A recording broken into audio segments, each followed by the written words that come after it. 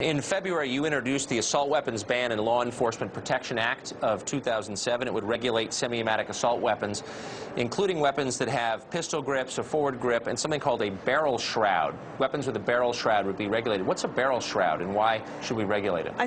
I think the more important thing is that it also would have had banned the large capacity clips that Colin Ferguson had used, and also the killer. Okay. But I read the legislation. I'm sorry, I read the legislation, and it said that it would regulate barrel shrouds. What's a barrel shroud, and why should we regulate that?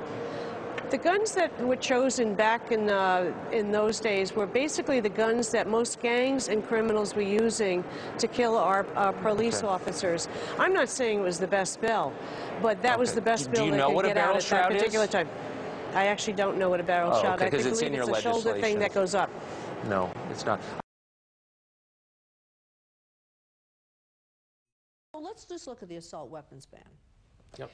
We had one in this country for 10 years. Every single weapon used by the shooter in Connecticut would have been okay under the old assault weapons law.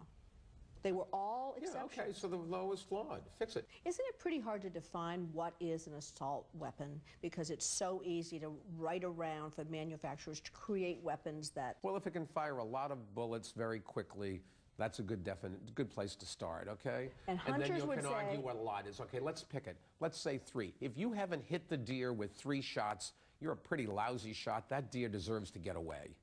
Let's get serious here. But that would ban most pistols. That would ban most... No, but pistols are different. You have to pull the trigger each time. An assault weapon, you basically hold it, goes... No, those are fully automatic weapons. Okay. So fully automatic weapons... If you have a big magazine, you'll solve your problem. You still have to pull a trigger, but if it's 30 bullets or 20 bullets or 10 bullets before you run out, I would suggest the deer is... God wants that deer to live. But according to gun owners, what you've just described would ban most guns that hunters use today. If that's what they're using, for God's sakes, why don't they use dynamite? Just make it easier. I mean, what's the sport? The position that a lot of people are going to say is all you're going to accomplish is taking guns away from the good people, and the bad people are still going to have them. No, that's not true. The statistics say that if you have a gun at home, you are 22 times as likely to shoot a family member or a friend as to somebody breaking in. Don't try to go for a gun. You've got somebody pointing a gun at you. You think you're going to be able to outshoot them? That's one of the stupidest things I've ever heard. Time has come, America, to step up and ban these weapons. The other very important part of this bill is to ban large capacity ammunition feeding devices, those that hold over 10 rounds. We have federal regulations and state laws that prohibit hunting ducks with more than 3 rounds, and yet it's legal to hunt humans with 15 round, 30 round, even 150 round magazines. Limiting magazine capacity is critical because it is when a criminal, a drug dealer, a deranged individual has to pause to change magazines and reload that the police or brave bystanders have the opportunity to take that individual down.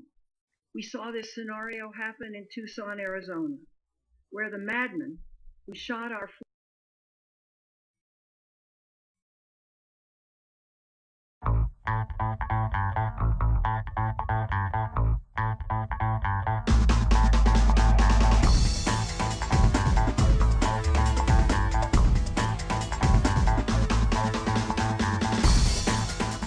There are some gender inequities on college campuses.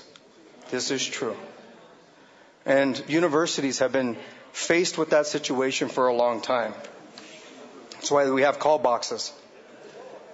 That's why we have safe zones. That's why we have the whistles. Because you just don't know who you're going to be shooting at. And you don't know if you feel like you're going to be raped, or if you feel like someone's been following you around, or if you feel like you're in trouble, and when you may actually not be, that you pop out that gun and you pop around at somebody. And just very briefly, to your last question, what's the efficacy of banning these magazine clips? I will tell you, these are ammunition. They're bullets. So the people who have those now, they're going to shoot them. And so if you ban them in the future, the number of these high-capacity magazines is going to decrease dramatically over time because the bullets will have been shot and there won't be any more available. Sheriff Smith, you'd like to respond? Absolutely. First, if